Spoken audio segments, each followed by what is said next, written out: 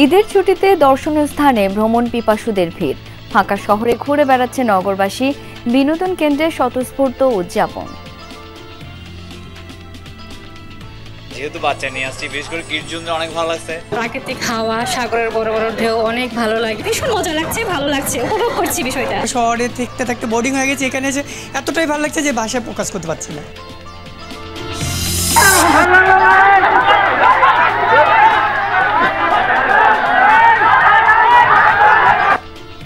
রাজধানীর মিরপুরে হাতাহাতির ঘটনার রেশে সংঘর্ষে জড়ালো হবিগঞ্জের 2 গ্রামের বাসিন্দারা। পুলিশের অভিযানে হাসপাতাল থেকেই সটকে পড়েছে আহতরা।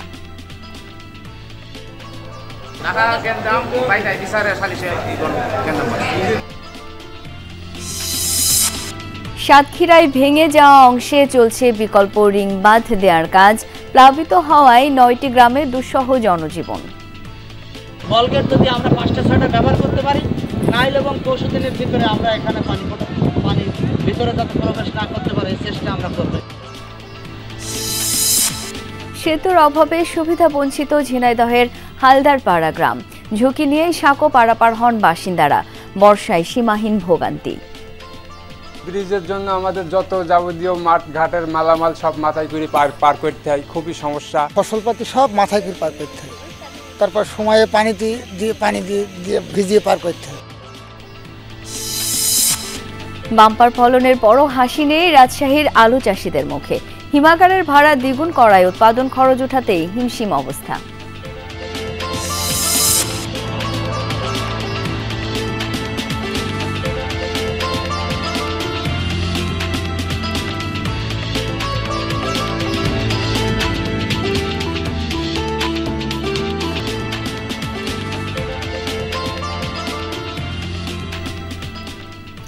ঈদ মোবারক।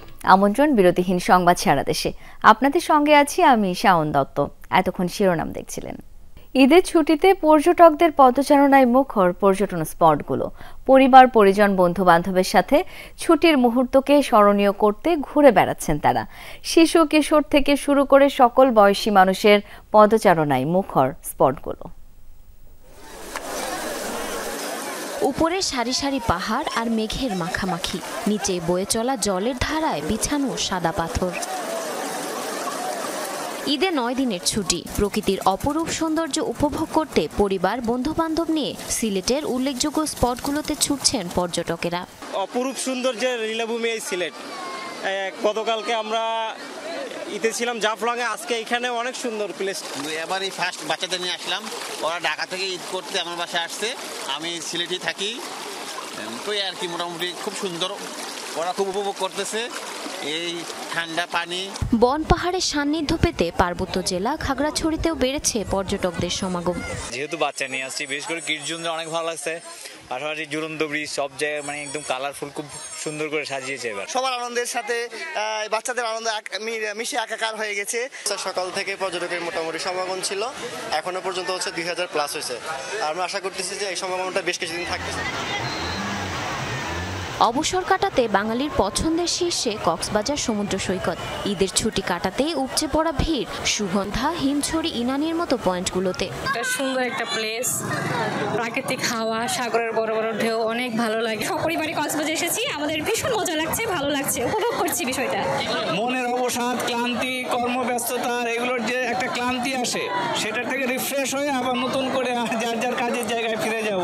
রাজশাহীতেও ঈদ আনন্দে মেতেছে সব বয়সী মানুষ। পুঠিয়া রাজবাড়ি সহ 3তলা হাওয়াখানা ভবনেও ভিড় বেড়েছে দর্শনার্থীদের। উচ্ছ্বাস আনন্দ বিনোদন কেন্দ্রগুলোতেও। নরসিংদীর ড্রিম হলিডে পার্কে হাজারো দর্শনার্থীর ভিড়। মেতে উঠেছেন ওয়াটার কিংডমে, চড়ছেন কেবল কার, ক্রাই ট্রেন সহ বিভিন্ন রাইডে। প্রথমবার ফ্যামিলির সাথে ঘুরতে এসেছি, মজা লাগছে, এন্ড এখানকার পরিবেশটাও খুবই ভালো। আমরা শহরে থাকতে থাকতে বোরিং হয়ে গেছে, এখানে এসে এতটাই ভালো লাগছে যে ভাষায় প্রকাশ করতে পারছি না। ঈদ বিনোদন ঘিরে দেশের বিভিন্ন স্থানে বসেছে গ্রামীণ মেলাও। জারিন অর্নি, যমুনা নিউজ। দর্শক, পর্যটনের আরও খবরাখবর জেনে নিতে চাই। এই মুহূর্তে আমার সহকর্মীরা যুক্ত হচ্ছেন আমার সঙ্গে। সবাইকে ঈদের শুভেচ্ছা। শুরুতেই সিলেটের সাদা পাথরের খবর জেনে নেব মাহবুবুর রহমান রিপনের কাছ থেকে। রিপন, আপনি এখন কোথায় রয়েছেন? বেলা শেষে ভ্রমণ পিপাসুদের ভিড় কেমন দেখছেন, জানাবেন বিস্তারিত। শাওন, ঈদ মোবারক। আসলে সকাল থেকে এখন পর্যন্ত মূলত এখনই কিছুটা কম, তারপরেও আপনি দেখতে পাচ্ছেন যে সিলেটের এই সাদা পাথরে যেখানে মূলত পাহাড়, স্বচ্ছ নদীর পানি এবং পাথরের যে সৌন্দর্য সেটা উপভোগ করতে সারা দেশ থেকেই পর্যটকরা এসছেন। আমরা যেটা দেখছিলাম যে সকালের দিকে ভিড় কিছুটা কম ছিল, দুপুরের দিকে কিন্তু প্রচণ্ড ভিড় ছিল। এখনও আপনি দেখতে পাচ্ছেন যে পুরো এলাকাটি জুড়েই পর্যটকদের ভিড় রয়েছে। এখানে যারা পানিতে নামছেন তারা আসলে ঠিক কখন উঠবেন সেটাও কিন্তু এখানকার যারা বিজিবি সদস্যরা রয়েছেন, কারণ এখানে যেহেতু সীমান্ত এলাকা, সেটা বলা হয়েছে 6টার মধ্যে পর্যটকদের খালি হতে হবে, এখান থেকে চলে যেতে হবে, এবং সেই অবস্থাটা আসলে আদৌ সম্ভব কিনা সেটাই এখন দেখার বিষয়। কারণ যে পরিমাণ পর্যটক এখনও এই মুহূর্তে এখানে আছেন, সবাই দল বেঁধে এখনও আসছেন, এখনও অনেক পর্যটক এই সাদা পাথর এলাকায় আসছেন। মূল আকর্ষণ যেটি রয়েছে এই পাহাড়, মেঘালয়ের যে পাহাড় রয়েছে, পাহাড়ের পাশ দিয়ে যে নদীটি বইছে সেই নদীতে গা ভেজানোই আসলে পর্যটকদের মূল আকর্ষণ থাকে। সেই আকর্ষণ উপভোগ করতেই এখনও কিন্তু পর্যটকরা এখানে আসছেন। শাওন, রিপন, অনেক ধন্যবাদ আপনাকে। এ পর্যায়ে যাব আয়ুব খান সরকারের কাছে। নরসিংদীর ড্রিম হলিডে পার্কে রয়েছেন তিনি। আয়ুব, দর্শনার্থীদের ভিড় কেমন দেখছেন? আনন্দ উদযাপন করছেন কিভাবে সবাই, জানাবেন বিস্তারিত।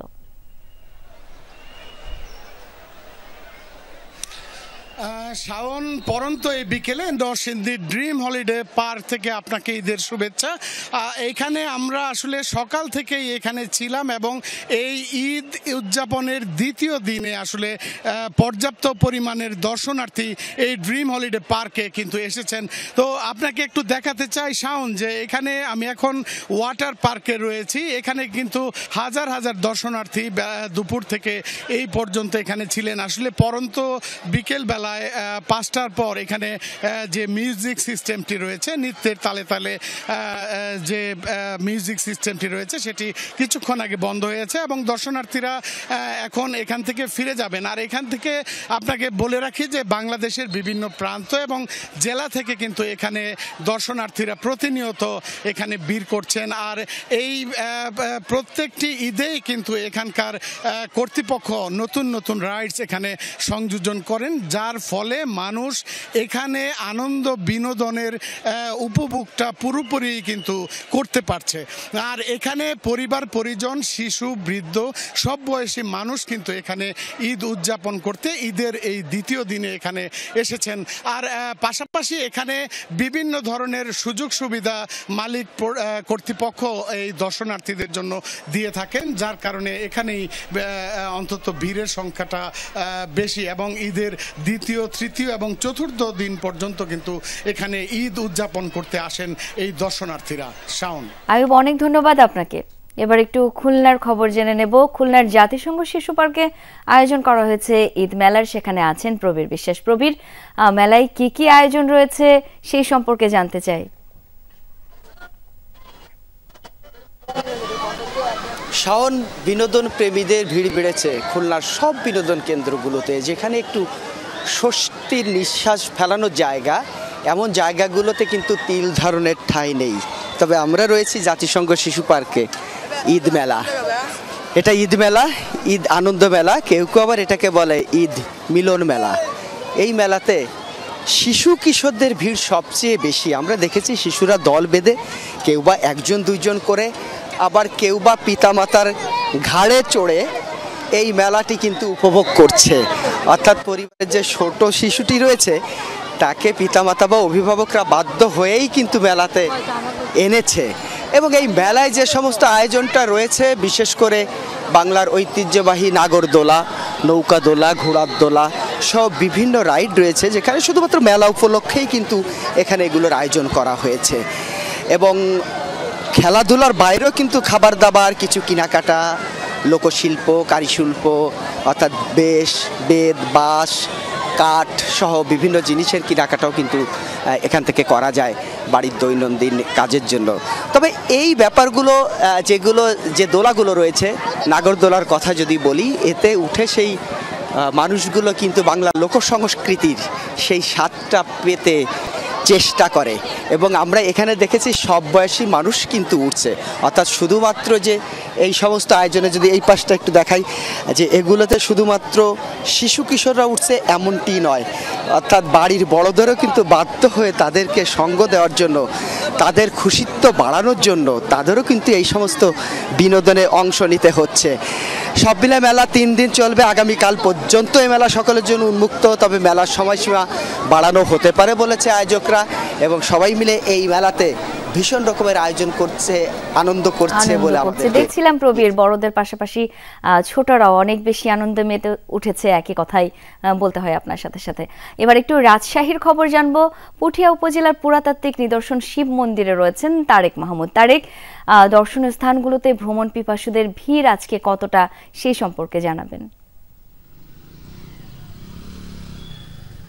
শাওন, প্রথমত আপনাকে ঈদের শুভেচ্ছা জানাই, ঈদ মোবারক। এবং রাজশাহীর যে দর্শনীয় স্থানগুলো রয়েছে সকল স্থানে কিন্তু যেহেতু সারাদিন যে অনেক রোদ এবং গরম ছিল এবং এই বিকেলের দিকে, বিকেল 5টার দিকে কিন্তু দর্শনার্থীরা পরিবার পরিজন নিয়ে আসতে শুরু করেছে এবং রাজশাহীর যে আমি রয়েছি বড় শিব মন্দিরে, এই শিব মন্দিরের যে বিভিন্ন এলাকা সেটি কিন্তু দর্শনার্থীরা দেখছেন এবং এই শিব মন্দির বাদেও রাজশাহীর পুঠিয়ায় মোট 15টি কিন্তু এই বিভিন্ন মন্দির রয়েছে, রাজবাড়ি রয়েছে এবং বড় বড় দিঘি রয়েছে। সেই গোটা এলাকা দেখতেই কিন্তু রাজবাড়ির আশেপাশে কয়েক একর জায়গায় এই জায়গাগুলো দেখতে দূর দূরান্ত থেকে কিন্তু শুধু দেশে নয়, দেশের বিভিন্ন প্রান্ত থেকে বিদেশি যারা দর্শনার্থী রয়েছে তাদেরকেও আমি দেখছিলাম। তারা এসেছে পরিবার পরিজন নিয়ে এবং তারা এটি দেখে বিমোহিত, মুগ্ধ। তারা এই রাজবাড়ির এবং এখানকার প্রকৃতি পরিবেশ দেখে আসলে অনেকটাই মুগ্ধ এবং তারা বলছেন যে রাজবাড়ির আশেপাশে যে 6 একরের যে 6টি দিঘি রয়েছে, শিবচকি, গোবিন্দ সাগর সহ যে 6টি দিঘি, এছাড়াও স্মৃতি বিজড়িত যে গোবিন্দ মন্দির, ছোট শিব মন্দির, বড় শিব মন্দির, আহ্নিক মন্দির, আহ্নিক জগৎযাত্রী মন্দির, দোল মন্দির, রথ মন্দির, গোপাল মন্দির, এই মন্দিরগুলো রয়েছে। এবারেও রাজবাড়ি রয়েছে, এছাড়া তারাপুর হাওয়াখানা রয়েছে। প্রত্যেকটি এই পুরাতন জায়গাগুলোতে আসলে দর্শনার্থীরা পরিবার পরিজন নিয়ে আসছে এবং এই জায়গাগুলোর যে সৌন্দর্য সেগুলো দেখে বিমোহিত হচ্ছেন এবং সকলে কিন্তু চারিদিকে কয়েক হাজার দর্শনার্থী কিন্তু এই শিব মন্দির সহ আশেপাশের যে প্রত্নতাত্ত্বিক যে এলাকা রয়েছে সেই এলাকাতে কিন্তু ঘুরে বেড়াচ্ছেন। শাওন, তারেক, অনেক ধন্যবাদ আপনাকে। এলইডি টিভি বিক্রি নিয়ে হাতাহাতির ঘটনা ঘটে রাজধানীর মিরপুরে। সেই হাতাহাতির রেশ ধরেই সংঘর্ষে জড়ালো হবিগঞ্জ লাখাইয়ের 2 গ্রামের বাসিন্দারা। আহত 30 জনের মধ্যে কয়েকজন হাসপাতালে ভর্তি হলেও পুলিশের অভিযানে সটকে পড়ে তারা। পরিস্থিতি নিয়ন্ত্রণে এলাকায় অতিরিক্ত পুলিশ মোতায়েন রয়েছে।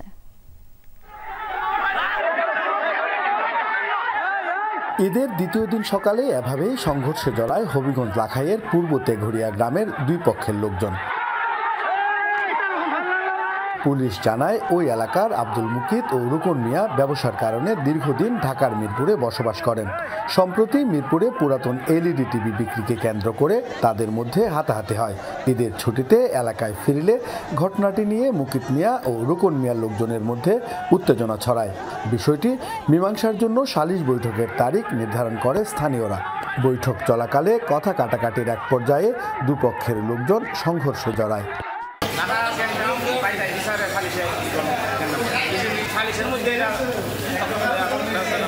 ঢাকাতে টিভি নিয়ে গেঞ্জাম হয়েছি, ওই যে এলইডি টিভি আছে না, জি, সেকেন্ড হ্যান্ড টিভি বিক্রি করা নিয়ে গেঞ্জাম।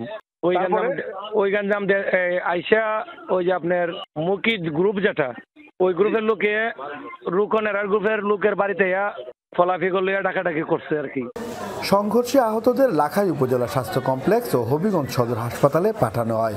আশঙ্কাজনক কয়েকজনকে পাঠানো হয় সিলেট ওসমানী মেডিকেলে। খবর পেয়ে হাসপাতালেই অভিযান চালিয়ে কয়েকজনকে আটক করে পুলিশ। চিকিৎসাধীন অনেকেই সটকে পড়ে। সংঘর্ষের খবরে ঘটনাস্থলে পৌঁছায় লাখাই পুলিশ। বেশ কিছু দেশীয় অস্ত্র উদ্ধার ও কয়েকজনকে আটকও করে তারা। আমি হাজির এসে যাই, আমার পুলিশ শান্ত নিয়েছি। এখন পরিস্থিতি স্বাভাবিক, মোটামুটি কিছু টিকল অস্ত্র কিছু আসামি ধরা পড়ছেন, দোষী এটা পুরো হিসেব টাকা নিতে পারতেছে না, পরে দিতে পারবো আর কি। প্রদীপ দাস সাগর, যমুনা নিউজ, হবিগঞ্জ। এদিকে ধান শুকানো জায়গা দখল নিয়ে সুনামগঞ্জে দুপক্ষের সংঘর্ষে আহত হয়েছেন ২৫ জন। সকালে শান্তিগঞ্জের শিমুলবাগ ইউনিয়নের রঘুনাথপুরে এই ঘটনা ঘটে। পুলিশ জানায় মুক্তার আলী ও শাহ আলমের মধ্যে অনেকদিন ধরেই বিরোধ চলছিল। খাস জমিতে ধান শুকানো জায়গা দখল নিয়ে তাদের বাগবিতণ্ডা হয়। এরই জেরে দুই পক্ষ দেশীয় অস্ত্র নিয়ে সংঘর্ষে জড়ায়। খবর পেয়ে ঘটনাস্থলে পৌঁছে পরিস্থিতি নিয়ন্ত্রণে আনে পুলিশ। আহতদের স্থানীয় সদর হাসপাতালে ভর্তি করা হয়েছে।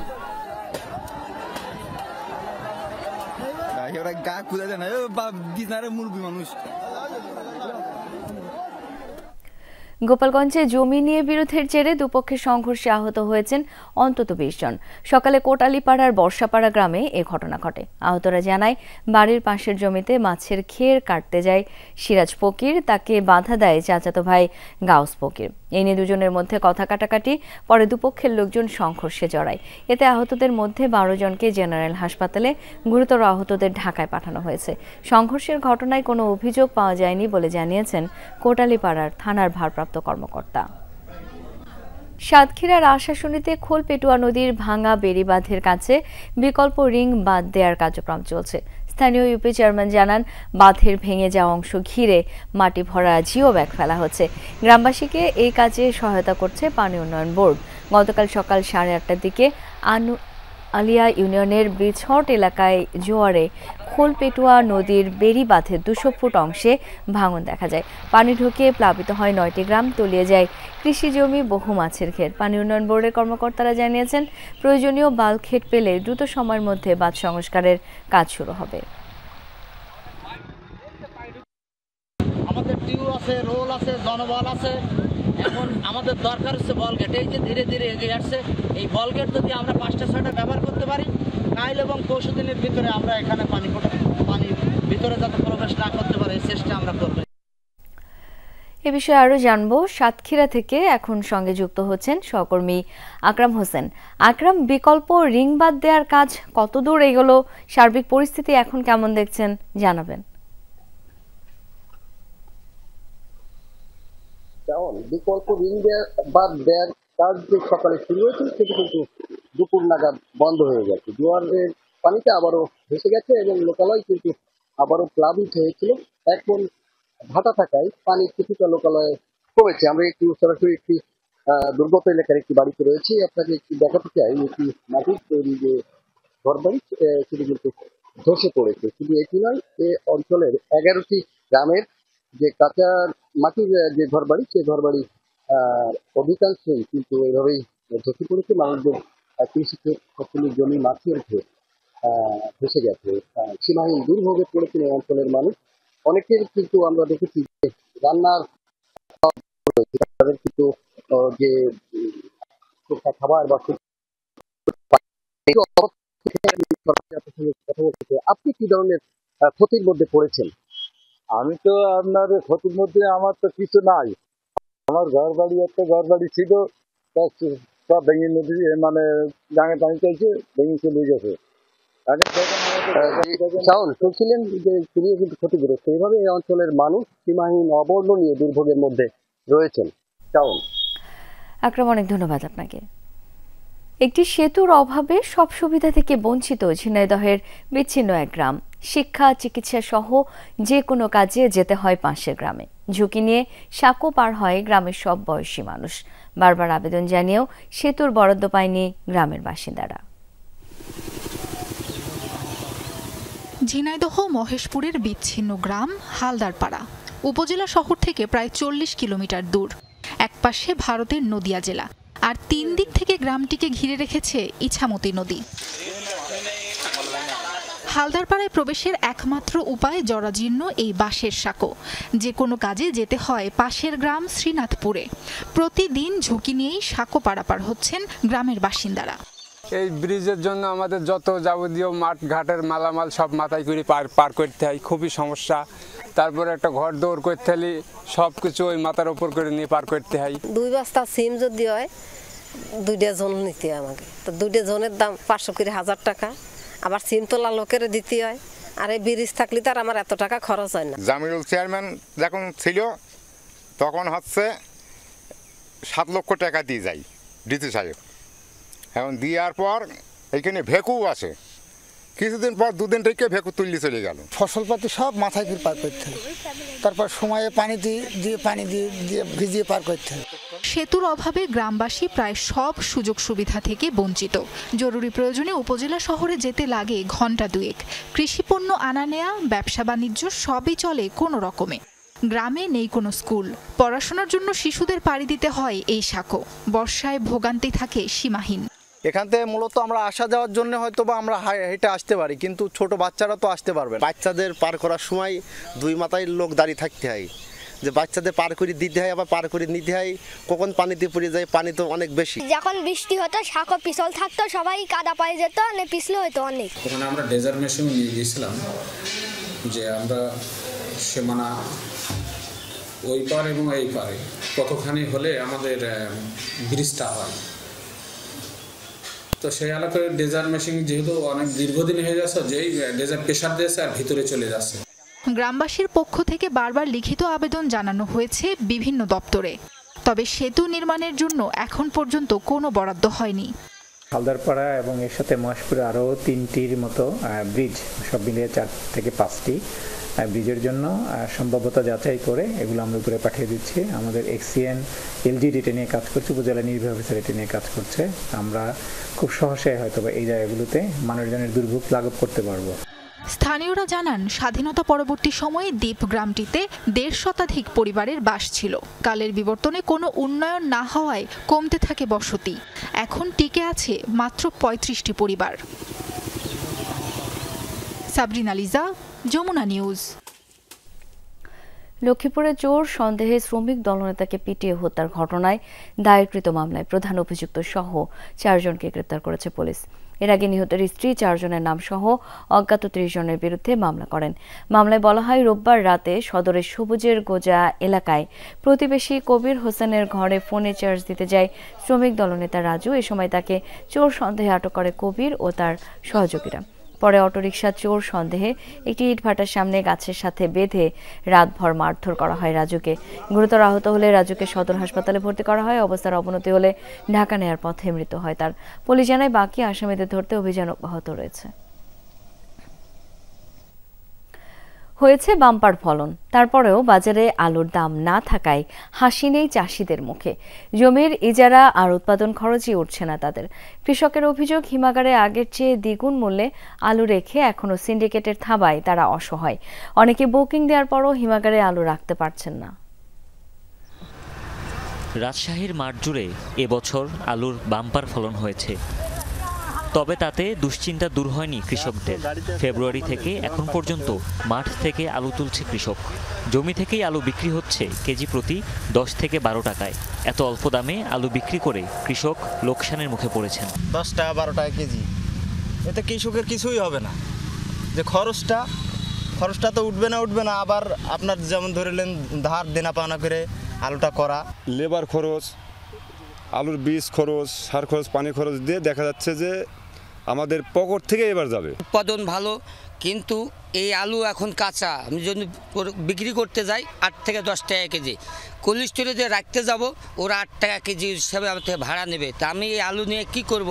গত বছর কেজি প্রতি কোল্ড স্টোরেজে ভাড়া ছিল 4 টাকা, এবার তা বাড়িয়ে 8 টাকা করা হয়েছে। তাই এই বিপুল লোকসান কাটিয়ে ওঠা কঠিন বলছেন কৃষকরা।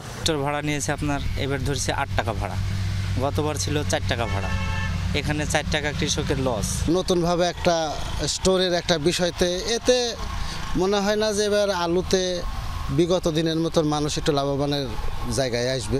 আমরা তো টিকতে পারবো না, আলু করে টিকতে পারবো এক না করে করি, তাও মনে হয় আর করতে পারবো না। রাজশাহী কৃষি সম্প্রসারণ অধিদপ্তর বলছে, আবহাওয়া অনুকূলে থাকায় আলুর উৎপাদন অনেক ভালো হয়েছে।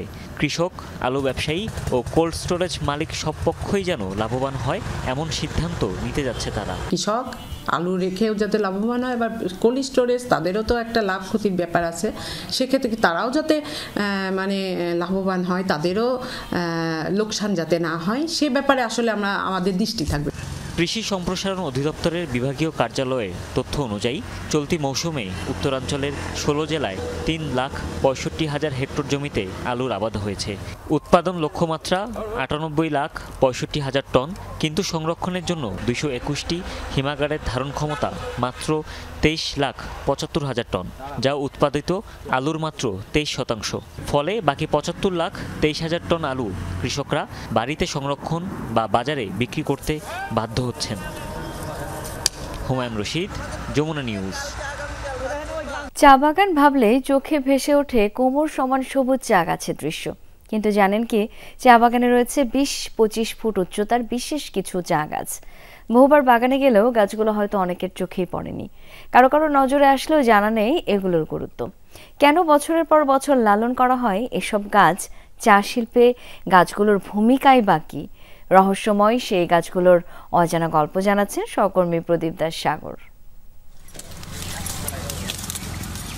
সারি সারি চা গাছ, যতদূর চোখ যায় কোমর সমান সবুজের ঢেউ।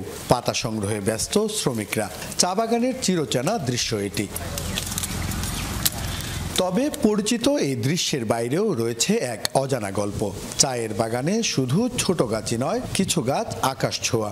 20-25 ফুট উচ্চতায় বেড়ে ওঠা এসব গাছকে বলা হয় সিড বাড়ি বা গুটি বাড়ি। হবিগঞ্জের চুনারুঘাটের নালুয়া বাগানে প্রায় 15 একর জুড়ে রয়েছে 3টি সিড বাড়ি। প্রথমটি গড়ে তোলা হয় 1958 সালে।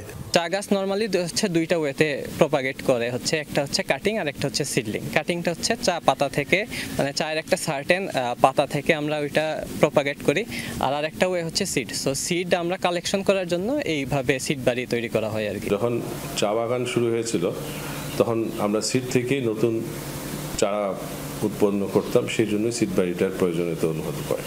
এখন আমরা যে সিড বাড়িগুলি করছি এগুলি হচ্ছে বাইকুলার সিড বাড়ি।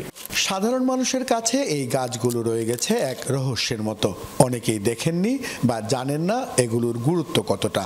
কেউ আসলে ধরেন একটা ডাল ছিল বা ইয়ে ছিল, এটাতে আমাদের অর্থনৈতিকভাবে লোকসান সম্মুখীন হতে হয়, যেই কারণে আমরা এটা অ্যালাউ করি না। এখানে অনেক ধরনের গাছ থাকে, ওই যে পরাগায়ন হইলে তার ক্লোনের মানে তার যে অরিজিনালিটা সেটা থাকবে না, সেজন্য কোনো সেকশন থেকে দূরে থাকে। বিশেষ এই গাছ থেকে সংগ্রহ করা হয় চা উৎপাদনের মূল উপাদান বীজ। প্রতিটি গাছ থেকে গড়ে 250 থেকে 300 বীজ পাওয়া যায়। সেই বীজ থেকেই জন্ম নেয় নতুন চা গাছ। তার যে চারা হয় এটাকে বাইক্লোনাল সিড বলে, দুইটা ইয়ার মিশ্রণে। তো ওই বাইক্লোনাল সিড থেকে আমরা এটার চারা তৈরি করি। কিন্তু কিভাবে বেড়ে ওঠে এই উঁচু চা গাছ? সাধারণ গাছগুলোর মতো এগুলোরও শুরু হয় ছোট চারা হিসেবে। তবে পার্থক্য, চা পাতা সংগ্রহের সুবিধার্থে নিয়মিত ছাঁটাই করা হয়, কিন্তু বীজ উৎপাদনের জন্য সিড বাড়িকে বেড়ে উঠতে দেওয়া হয় স্বাভাবিকভাবে। বর্তমানে 1600 মতো চারা আছে, আর এই চারা থেকে প্রায় আমরা 1000 থেকে 1200 কেজির মতো প্রতি বছর বীজ সংগ্রহ করে থাকি আর কি। বাগান সংশ্লিষ্টরা বলছেন এই সিড বাড়ি বা বীজ উৎপাদনকারী গাছগুলো চা শিল্পের জন্য গুরুত্বপূর্ণ। রিসার্চ করে আমাদের ভেটেরিনারি করতেছেন, ইন্ডিয়াতে টোকলাইতে আছে যারা, তারাও অনেক উন্নত মানের সিড বাড়ি করছে। দুইটা চায়ের সংশ্লেষণ যেটা হয় সেটা হচ্ছে বাইকুলার সিড, সেটা করতেছে, সেটাও ভালো লিকার হচ্ছে এবং এবং এবং তাদের যে ইলটাও ভালো। দেশের বেশিরভাগ চা বাগানেই রয়েছে ছোট বড় সিড বাড়ি। এসব উঁচু চা গাছ শুধু সৌন্দর্যের অংশ নয়, বরং পুরো শিল্পের টিকে থাকার এক গুরুত্বপূর্ণ মাধ্যম। প্রদীপ দাস সাগর, যমুনা নিউজ, হবিগঞ্জ।